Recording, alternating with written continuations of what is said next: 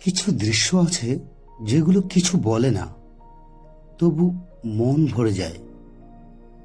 এই সবুজ রং, এই দুলে ওঠা সরিষা গাছ কোনো শব্দ ছাড়াই মনের ভেতর ঢুকে পড়ে। এটা শুধু একটা জমি না, এটা আমার চাচার মাঠ, কিন্তু অনুভূতিটা সবার।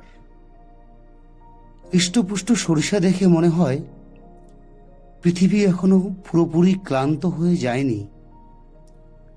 আমরা প্রতিদিন দৌড়াই, ভাবি ভাবি আবার ভাবি, কিন্তু প্রকৃতি ভাবে না। সে শুধু নিজের মতো করে ফুল ফোটায়, ফল দেয়।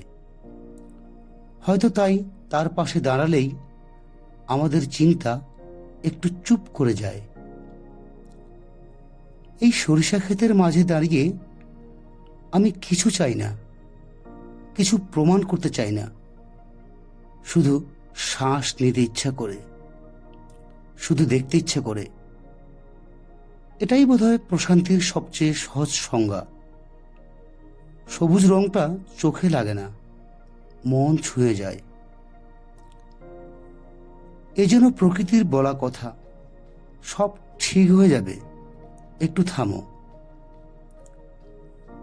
আমরা আলো খুঁজি দূরে কোথাও, কিন্তু কখনো কখনো আলো দাঁড়িয়ে থাকে এক টুকরো মাঠে, এমন হৃষ্টপুষ্ট ফসলের ভেতর।